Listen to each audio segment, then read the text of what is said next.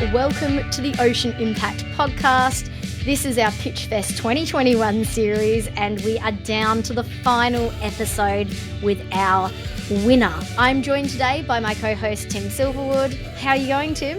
Great, thanks, Amelia. I don't know if I should be feeling a little bit emotional or just very excited that we've reached the 12th episode in our Pitchfest 2021 series. And I always love a conversation with Sam Elsom from Sea Forest, so let's go with excited. Excited? Yeah, I agree. It's been a ride. We've gone through the whole 12 now, and episode after episode, things just keep getting better. And what an exciting one to be talking to Sam today, who is also a returning Ocean Impact Podcast guest. That's right. Yeah, he did come on the podcast earlier, and I'd recommend people would go and visit that one. I think it was episode 47, just to go and get the whole backstory. But this one, we do certainly, prompt some recall on what we visited in that episode, but certainly go a little bit deeper with that episode. This one really, I suppose, we wanted to chat with Sam about what's happened. It's been over 12 months since we had him on the podcast, and really what's come from winning Pitchfest 2021. And this company is moving at the rate of knots, so it's always good just to have a catch up and find out where they're at and, of course, where they're heading. Yeah, and we talk about seaweed a fair bit. I know it's an area that you love, Tim. It's fascinating, and it was nice to have a little bit of recall as well, talking to Sam about this area when we had Jessie from Atlantic Sea Farms on just a few episodes ago. So there was some interesting similarities, but also a lot of differences because the business models are different and aimed at kind of different sectors. We're talking really Australian innovation here. I think it's so fantastic that we had an incredible range of applications from all over the world. What are the odds that the winner of Pitchfest 2021 was another incredible Australian startup? But it was. How does it feel, Tim? I mean, I'd love to know your thoughts. Yeah, look, I think I mentioned it. He was probably a bit embarrassed in the first podcast episode, but he's a bit of a poster boy, right, for the ocean impact innovation ecosystem. He worked in fashion, sustainable fashion, before turning his attention to addressing climate change, and really just did a full-on deep dive into how he as an individual could build a team and build a business to look at drawing down carbon, knowing that the runaway train is heading off into the distance and we need to find solutions to prevent but also draw down carbon. And it was Tim Flannery who inspired him to look towards seaweed. And you can look towards seaweed as a sequestration solution, how to get it into the deep ocean or otherwise sequester it. But he sort of realized, well, hang on, we've got livestock industries that are one of the major contributors to global greenhouse gas emissions. Why can't we look at these seaweed solutions that have been researched and understood in the academic context? How can we commercialize? And that is exactly what lights OIO up, especially on the Australian landscape, because we've got some of the best marine institutions and research facilities in the world, but we don't really seem to have our attention fixated upon commercializing and exporting those technologies. Australia as a nation still relies on very archaic resource use. So we dig up stuff and we sell it to the highest bidder, and quite often that's causing ginormous problems on the global climate landscape.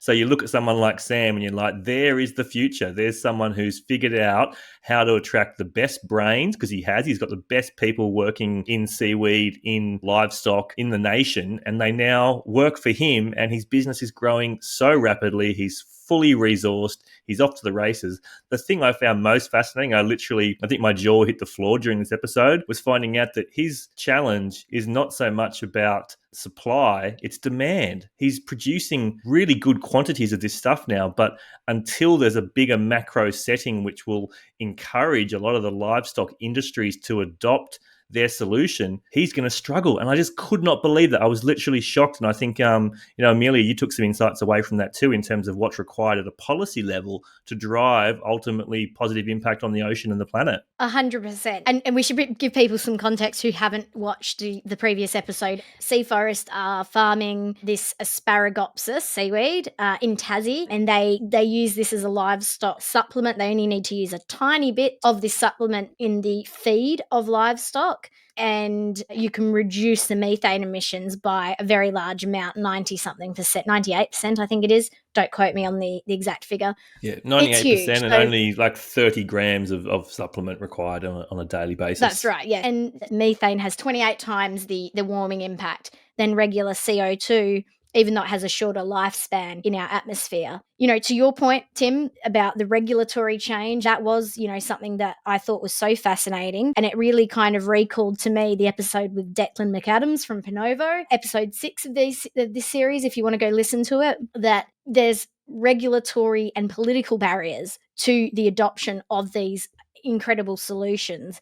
And, Sam was touching on how traditional farmers need either more incentives in the form of like carbon credits, or they need more restrictions to encourage a quicker adaptation and a move towards technologies like sea forest. So your jaw really did drop to the floor in this episode when he mentioned that their issue is not supply, it's demand. And so we really need that higher level regulatory change to happen. And he does talk about the barriers that he's experienced trying to have this stuff go through. So I think there's a lot that we can all do as individuals. That's kind of what I took away from it. And so there's a bit of a call out to us, perhaps. Yeah, that's right. And I think a bit of context there as well is that Australia has had a recent change in the federal leadership, and so I think Sam's dismay was perhaps reflective of some barriers that he faced with the existing previous government. So I'd like to hope that he's got the chutzpah and the team to really go out there and do some profound lobbying. But you're right, there's been a number of occasions in this podcast series where founders, or in the case of Declan McAdams, chairman of Pinovo, do need to devote quite a considerable portion of their time and their energy to lobbying, because that is a big part of it. When you've got a solution which has a barrier attached to it because of policy decisions, you've got to find a way of allocating that time and energy to try and unshackle that barrier. And so I think that's kind of maybe a bit of an indication as to what Sam's facing at the moment. But again, back to my regular diatribe about this is like, we do not need barriers in place of Sam Elsom. We need his solution to scale. We need livestock around Australia and the world feeding on this supplement so we can start to combat the climate crisis. And that's probably what riles me up, is that we don't want these barriers. So if you as an individual, or maybe in your sphere of influence, can help to influence the kinds of support that Sam needs so his problem is supply, not demand, then that's going to be a much better outcome. Yeah, and we all need to kind of play our part, because to your point, we do not want people like Sam having barriers put in front of them. We want their solutions, and we want their, energy behind the ocean impact sphere. And if nothing else, I think we can all draw inspiration away from the fact that, not only is this stuff happening worldwide, but Australia can really be a leader. So wow, just inspiring. The last one, episode 12. Let's encourage people to apply for Pitchfest 2022. And you could also be chatting to Tim or myself on the podcast. Of course, we've got to mention that Sam also was the recipient of the Climate Spotlight Award for Pitchfest 2021, which is a $10,000 cash prize funded by OIO's philanthropy community. So if you're working on a solution to climate change that involves the ocean, then you can certainly be up for that for Pitchfest 2022. So send your applications in. Look, I guess the other one is a lot of the biggest fans of the kind of work that we do and the real, visionary ideas for the future might be around, shifting away from meat and livestock, right? And then that's to be completely commended. But I guess I just want to sort of float there that, this is such a huge problem now, and it's going to be for the foreseeable future. You've got a solution that Sam's working on which can combat those problems, whether you're a meat eater or not. This solution has incredible merit. It's a zero input crop. It's improving ocean health. And also, similar to what we spoke about with Atlantic Sea Farms, they're also starting to acquire facilities down in Tasmania where existing fisheries used to take from the ocean. Now Sea Forest are acquiring those leases and facilities to, harvest their zero input crops. So, I just wanted to sort of float that there, because I know sometimes these solutions that are working with wool in the case of Planet Protector packaging, or livestock in the case of sea forest, can sort of, maybe take people away from the ocean, and but it's so attached to ocean impact. So I just wanted to try and float that in a very uneloquent way. I thought it was eloquent, Tim. Of course, everything is connected, and I couldn't agree more. And that's very much what we try to kind of get across to everyone who is applying for the Ocean Impact Pitchfest, which is that, your solution could be upstream or downstream. It could be for the ocean or from the ocean, but, your ocean impact can often be there even if it doesn't appear, on the surface. So get your applications in. It's ocean-impact.org/Pitchfest 2022. And yeah, we're looking forward to this next season of Pitchfest and to talk to more incredible founders. We'd like to thank all of the amazing startups that have been on the podcast so far.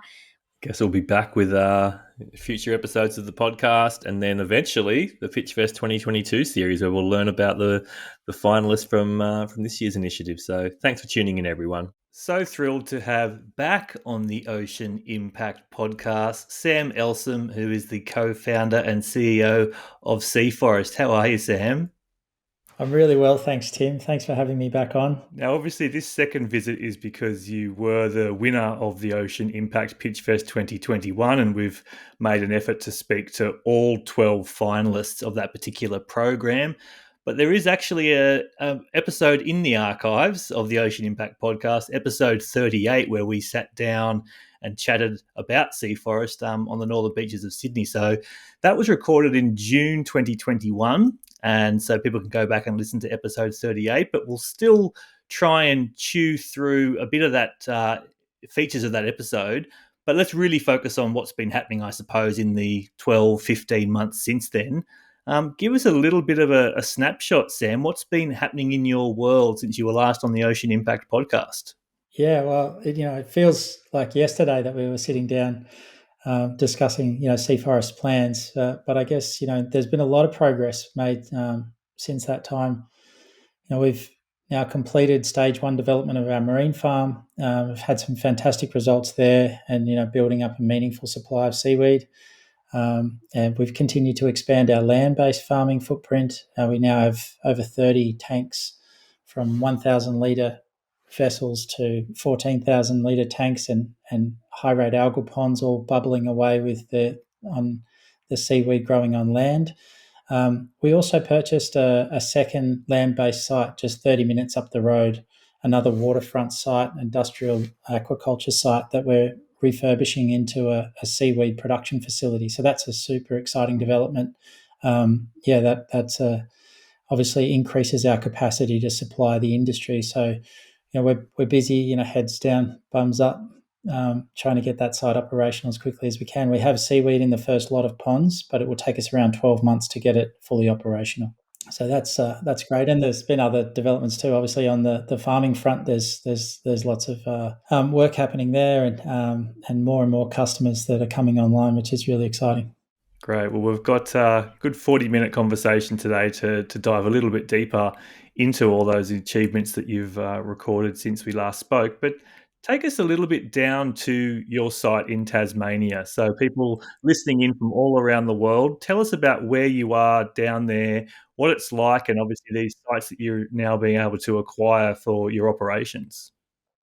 So we're on the southeast coast of Tasmania, in a town called Tribunna. It has about 200 people as the population, and around an hour and a half outside of Hobart. It's a beautiful place, as largely sheep farming region, and they grow a lot of wine too, a lot of grapes for wine along that coastal region. Absolutely beautiful. I think it's sort of Tasmania's answer to the Great Ocean Road, if there was such a thing. So we are adjacent to Maria Island, which is a very large island that protects our marine lease from the large oceanic swells. We're also it also happens to be an old penal settlement, so it was the third place that was settled by Europeans after Botany Bay when they first came to Australia. And so there's a lot of old stone buildings and a lot of history in the region. But it's been a magical place. It doesn't get a lot of rainfall. It does obviously get quite cold And obviously being in Tasmania for us, it's fantastic. There's a developed aquaculture industry that we're able to lean on, lots of experience. And, we've been able to build a fantastic team really because of that. But yeah, that's sort of the area. And we've been fortunate over the last few months too to not have a lot of the rainfall that the mainland has been receiving. It's been beautiful and clear skies. So when you're talking about these sites that you're acquiring for your operations, existing aquaculture facilities and maybe the marine leases, what were some of the existing industries in the area? So, our initial site used to be a mussel farm, and our very first site. So we slowly ramped up as they shut down, and so we shared the site for a small period of time. They're now no longer there, and we fully occupy the land-based site and also the 1,800 hectare marine lease. And now we have this second site, which is a former abalone farm. So this is about land-based farming. So I may have mentioned this in the last podcast, but the seaweed has 3 life phases. It's what you call trimorphic. We grow one life phase on land and the other life phase at sea. And so the land-based cultivation is something that we're quite excited about because we're able to control a lot of the environmental variables, the access to carbon and nutrients through using the flow of ocean water. And so this is an opportunity to take a redundant aquaculture asset and turn it into, something that can create, positive environmental impact. So exciting. I guess that's a very important part of the equation when you look at expanding the footprint of sea forest or the technology to other parts of the country or the world, right? Is the land-based systems a very important part of that because you are dealing with endemic species that may have barriers to being used in other parts of the world? Yeah, absolutely. So that is really correct. It's important that we have that land. That's really the reason why we took a parallel approach to cultivation is so that we could have that opportunity to expand in parts of the world where the seaweed's needed in order to abate methane. We only have around 3% of the global population of cattle here in Australia, and so it's really important we're able to get this technology to other parts of the world without having to use logistics. Now, Sam, I am conscious that some people might have been tuning into this episode having not yet visited episode 38. So how about you do give us a bit of a spiel about Sea Forest? Tell us about the problem that you're solving and how your technology is planning to do that. Sure. So Sea Forest is an environmental technology company.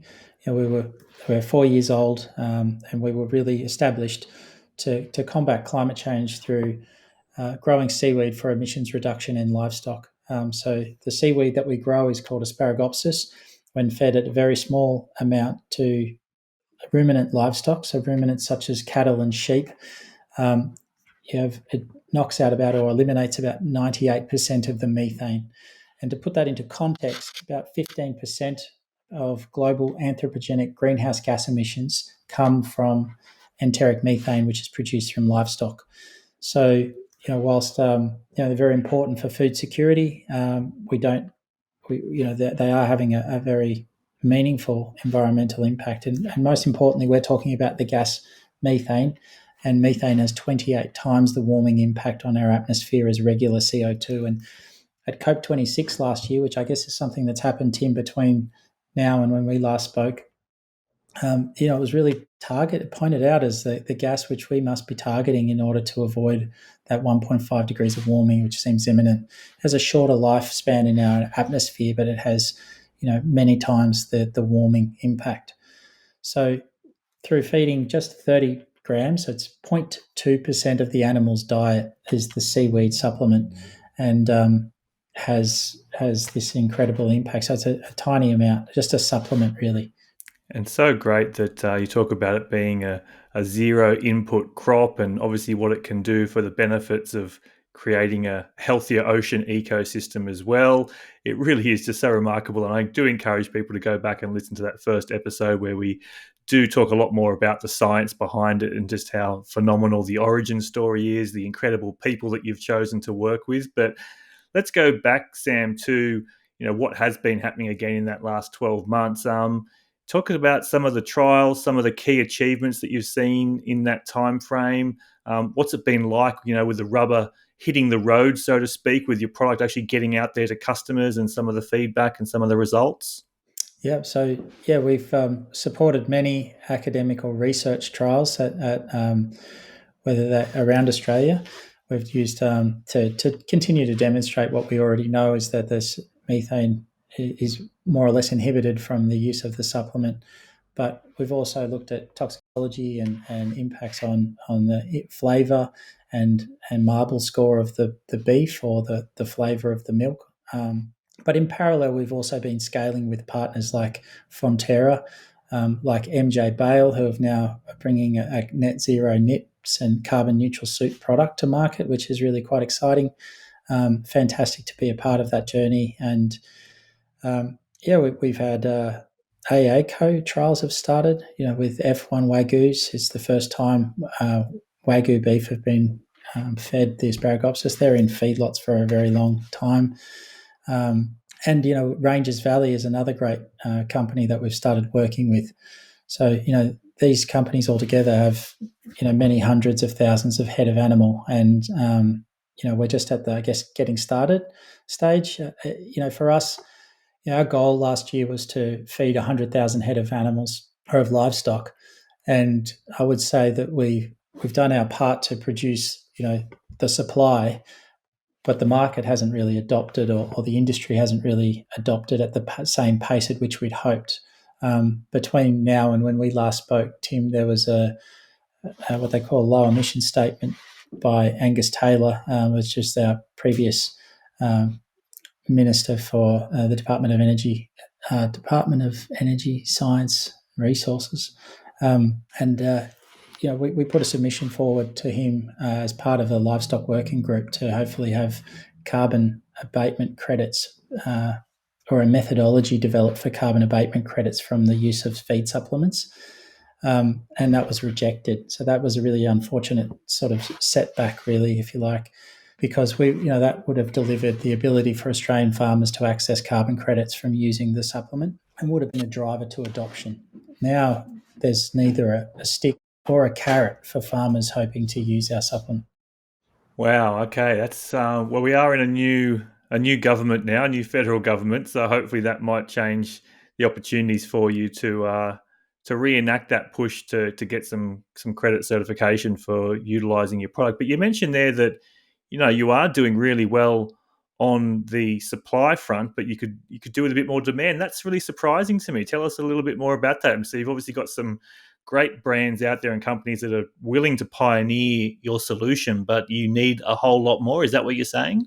Yeah, absolutely. I think we're only occupying about a third of our existing marine lease in the ocean. We've obviously got the second land-based site, which is fantastic, which we can also expand upon. So there's plenty of capacity for supply. We believe we could feed around 2 million head of cattle now from our existing assets. But, for the industry to adopt, it would help to have an ecosystem where you've got that support. I know that the Australian public and I think the global public really care about climate change, and they would love to see action around this. But I know that some of these conservative farmers don't necessarily have that same view around the urgency for action. So we are, we're working through this and having the conversations. It just takes time, but I think it would be really helpful if we had either an incentive or a tax or a penalty for not reducing your emissions. And I think that these things will come. It's just time. We're moving quickly, Tim, as you know. But we do know that the latest Labor government here in Australia has announced a 43% reduction in emissions, and that'll be a positive outcome. And all industries will have to do their part to deliver that. And hopefully Sea Forest will have a role to play in helping livestock farmers reduce their emissions as part of that. Absolutely. Is there things that we and the people listening as consumers, as citizens can be doing to help further that case? Is there a little call to action there to do anything, or is it really high level diplomacy at this stage on your front with other stakeholders? It is. I mean, I think that most importantly, there is a solution that exists. And I guess if you think back to the early days of, solar energy, there was a few people adopting and it was expensive, and the technology's come a long way since. But there is a solution, and it's just about sort of getting this to farmers and helping them understand that there's a productivity gain that's an outcome of using the product, and there's also this very strong abatement. So and in that, an opportunity to maybe market a differentiated product to consumers who care. So this is where we're sort of having these types of conversations. Yeah. Tell me about like others in the space that would benefit from a similar federally imposed tax or incentive. I mean, is there some industry group forming to help lobby together, or is there competitors out there that you're sort of working with to try and further these opportunities?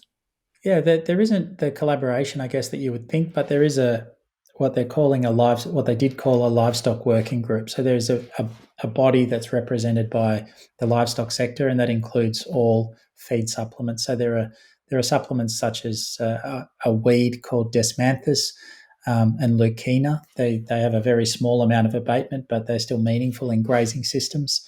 And we get together with those guys. There's a Dutch company that has a compound as well as industry who actually want to see action around this. So there are livestock farmers within the country that want carbon credits, and so so we are. I think in a way we are collaborating. Wonderful. What about on the seaweed front? What's been sort of happening in your perspective with, let's talk about, the Australian seaweed growing farming ecosystem, or maybe you want to talk about things on a global context? I know that Hobart in Tasmania is about to hold the 24th International Seaweed Symposium in February 2023. It sounds like a very exciting event, but give us a bit of a snapshot of what you're seeing happening in the Australian and the global seaweed space, if you've got some perspective. Yeah, sure. I mean, we keep very much in our lane. I would say we've still got a lot of work to do, and we've got a lot on our plate. But we've definitely seen the industry grow in the time that we've been in business. There's been a kind of swell of interest, and then there's a few startups around the place that are trying to kind of get something off the ground. There's been fantastic collaboration, I would say, in that space. There is the Australian Sustainable Seaweed Alliance, which is almost like an industry body that's formed to support the development of the industry, and also help with the governing of that sea country. And I think it's fantastic because as I said probably earlier, there's seaweed is a zero input crop. It's a fantastic food resource, but it also has all of these amazing compounds that can be used for a myriad of purposes, whether it be cosmetics or, in this case, livestock feed supplements.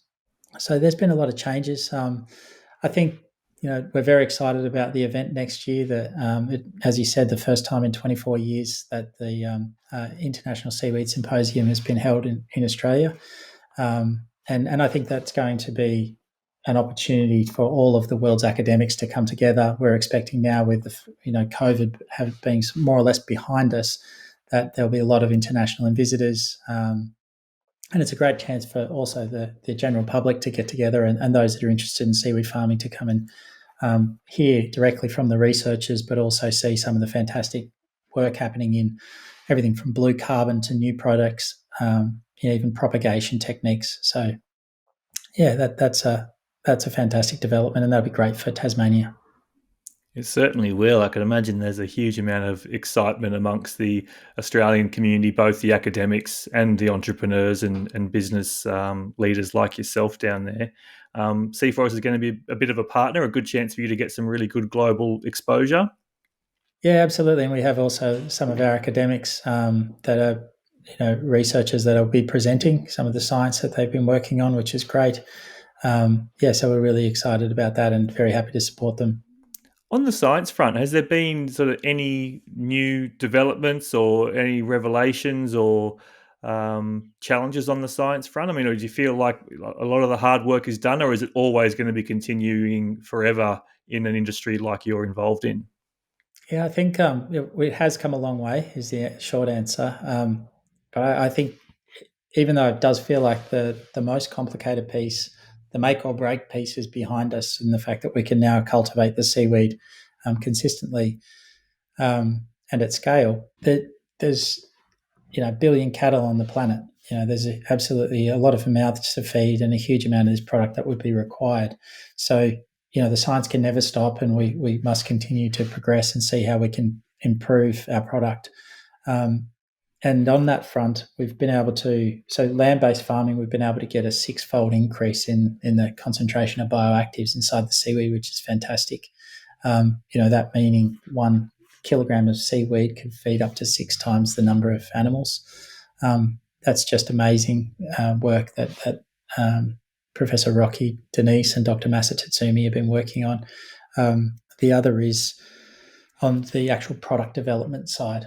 So at the moment, maybe when we spoke, the supplement was only suitable for controlled feeding systems or production systems. So where you have cattle in a rotary and they're getting milked, you can feed the cows the supplement, or where you have a feedlot where every mouthful is a ration that's provided to them.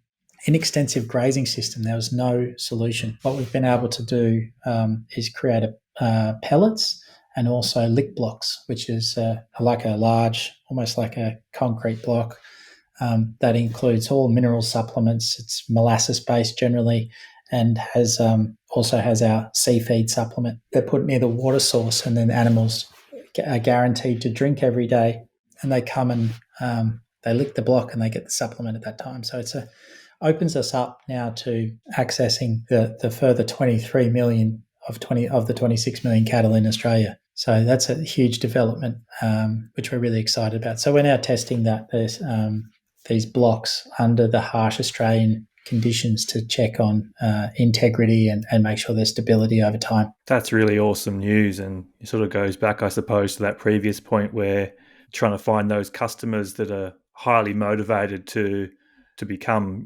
customers of yours. And I'm sure there's probably a lot more outside of that feedlot setting, perhaps. So you're now opening up those new channels to a much more diverse customer base. Yeah, absolutely. That's right. You start to get into sort of almost, regen ag farmers and, a different sort of demographic really, rather than the large corporate farms and feedlots. Which is really exciting, but also essential, if we're to significantly reduce methane emissions. I mean, MLA, that industry body, has a 2030 carbon neutral target, and they need this supplement to help get there. Can you run us through a little bit more about just sort of what quantities you can produce in an area or in a process? Like, just try and give us a bit of color as to what it takes to create a volume of material that can then go out to market. So there's 2 parallel approaches to cultivation, and one is on land. So ultimately, we stock the ponds with a certain amount of seaweed, and then through photosynthesis, the biomass or seaweed grows, fragments, multiplies. And as it multiplies, it thickens and the density increases, and then the growth plateaus. As that growth plateaus, that's the time to harvest. And so we're harvesting almost every 3 days. And so there's about a 20% growth week on week. And so that kind of gives you an idea. So the larger the vessel, the more biomass you're getting out of those land-based tanks. So give you an idea of one of those vessel sizes that you're working with. What sort of weight or volume of biomass are you able to pull out? Yeah, it varies, but we're talking about at least 20 tons of biomass from over a 6-month period from those ponds. Yep. Wow. So meaningful amount. We expect to get from the Swansea site, I think it's about 150 tonnes of biomass out of the ponds. Yeah, but you've got to remember as well that the animals only eat a very small amount, and then it comes down to the rate of growth for the seaweed and also the concentration of bioactives. Yeah, that concentration of bioactives, a 6-fold increase. Is that through straight up science, selective breeding? I mean, probably some industry secrets there. That just sounds like a phenomenal result. Yeah, that's right. So it is it's a natural selection process, and then controlling the variables that drive this. So there's the natural variables such as light, temperature, and nutrients. Yeah. So it's a simple process. Fantastic. So it doesn't sound like, from your side, there's not a lot of barriers in place aside from just making sure you've got enough demand and obviously the flow of capital to then keep going and growing at the rate that you're growing. Yeah, I think there's a lot of good stories. I feel like the issue for me is that we have an at scale solution, and we can start to have a meaningful impact. If we could feed 2 million cattle. That's 5.6 million tonnes of CO2 equivalent being wiped off our national greenhouse gas inventory every year.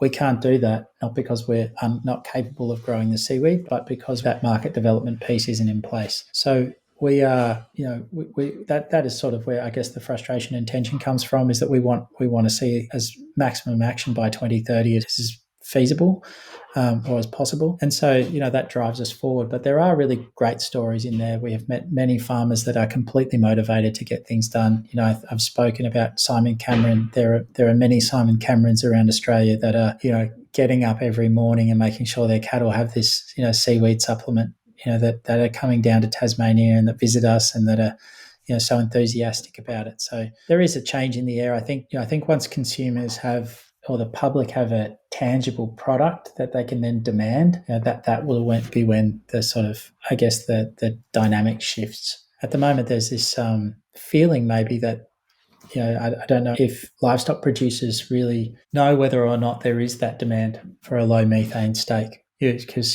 some people who care about climate change don't eat meat at all. So, where do we sit on that trajectory? And it'll just be interesting. It'll be something that time will tell. Well, if time's anything to go by, we are moving at the rate of knots. I mean, it's too slow for the sake of the planet and for people like you and I, many listeners who know the urgency. But you can always look back with a little bit of hindsight and realize, what, we actually were moving really fast there. And you're a business that has been moving exceptionally fast. And I'm just so thrilled to hear that, those barriers are at the high level.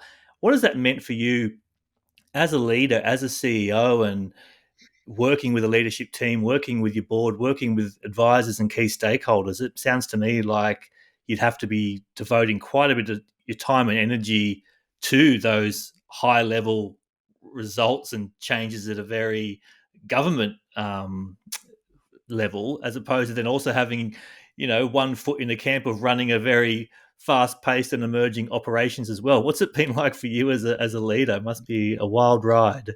It is a wild ride, and we're completely dedicated. Like, I've got, we're working around the clock most weekends. I'm away from the family most of the time, but we have a wonderful team. Like, we have the most fantastic and dedicated team right across the board, whether they're marine farming, whether they're in our science team, and even whether they're in our statutory board.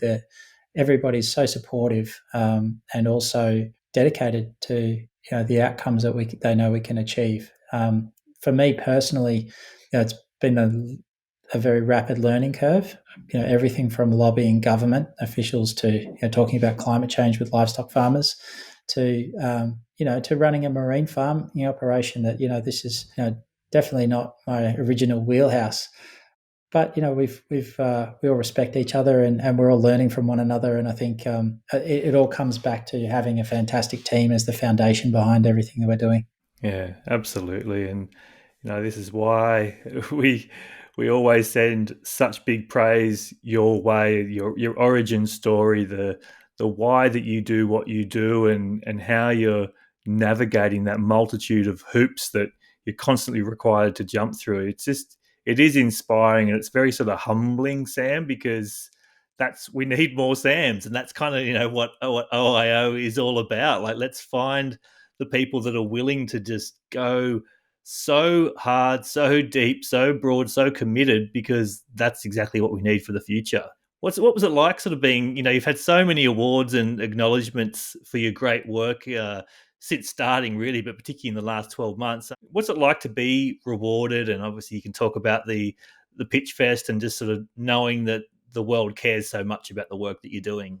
Absolutely. Winning the Pitchfest was awesome, Tim. It was fantastic for Sea Forest broadly.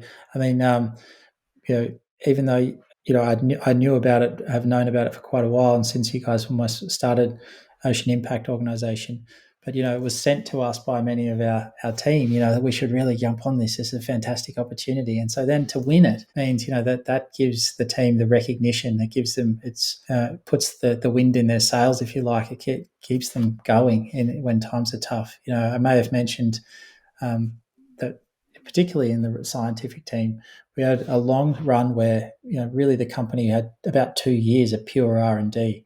And so that means repeating experiments over and over and over again, hoping for a different outcome. And there's a lot of resilience that's required to get through those periods, and they happen intermittently as we grow as a business. We make some progress, and then we're stuck on something, and we keep going. And the accolades that come through and the recognition really boosts team morale, and it's important to us, especially because we're all the way down in the southeast coast and the bottom end of Australia. That people elsewhere really care about what we're working on.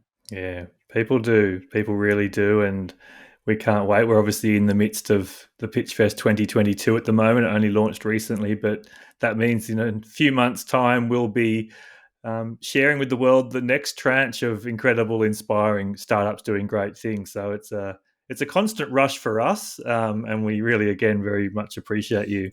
Absolutely. Sam, what about just talking, I guess, just knowing again all these entrepreneurs out there, and we're so thrilled to know that this podcast does reach people that are either working in these emerging industries or thinking about developing one of their own.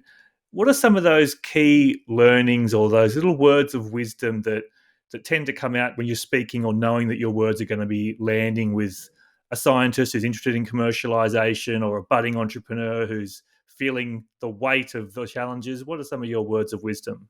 Well, that's a really tough one, Tim. I think, I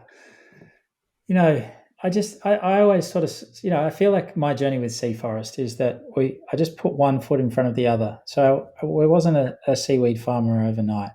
I started on Google, and then I had some conversations, and then I was watching, YouTube clips, and I was reading books, and then I was ringing academics, and slowly you build this knowledge base, and then you're putting, metaphorically, one foot in front of another, and you're filling yourself with knowledge. And as you do so, then you build confidence, and then that's how you create change. It's like, I guess, an athlete that has to build muscle memory. We have to train, and if we're going to achieve something. And so it's much the same with any endeavor. And I guess, for only reflecting on my own journey, I didn't feel like I flicked a switch and started Sea Forest. It was a journey of education that it started with, and we got there over time. So I guess the advice is just, follow whatever it is that you're seeking to achieve, and educate yourself and see where it takes you. What about that, going out on a limb and doing something bold? I mean, maybe for you, I think you spoke about in the last episode, you knew you were transitioning. You were almost just waiting for where to line your sights up that you'd shoot your arrow and it would land. But stepping out on a limb and building a startup, there's obviously a huge amount of fear that goes with that as well, or not so much for yourself? No, definitely. There's all sorts of uncertainty. I think that's one of the things. I mean, there's still a level of uncertainty with Sea Forest. But, I think because, and there was, and I reflect on my own experience, for us and my family, we were, it was a change of direction. It was, risk, and meant, income, and other, aspects of everyday living were impacted by the pursuit of this pathway. And that creates risks and tension, but it's for the sake of the planet. I think we don't have when the need is there. I just think that win or lose here, more had to be done, or more has to be done.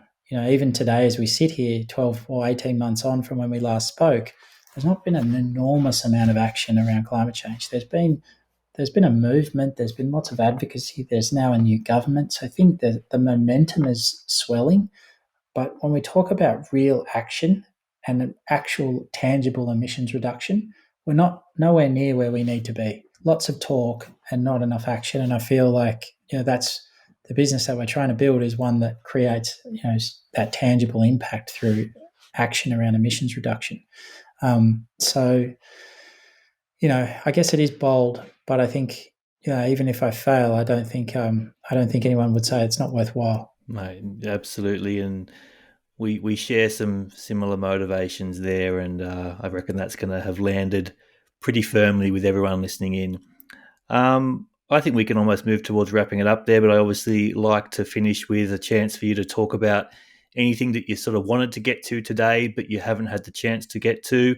And if nothing comes up for you there, then obviously just let people know where they can follow and support the journey. Yeah. Well, no, obviously always a huge supporter of everything you guys are doing at Ocean Impact Organisation. We're keenly watching this year's Pitchfest and excited to see some of the candidates that come through. Tim, keep up the great work that you're doing, and it's been such a pleasure to be here with you. I'm so grateful. Thanks, Sam, and I hope we can catch up in the flesh soon, maybe share a wave in the beautiful blue ocean, and keep up the great work. So happy to hear that the team gets motivated by the work that we do as well. So massive props to the entire Sea Forest team and everyone involved with your business, and keep up the fantastic work. Thanks so much, Tim.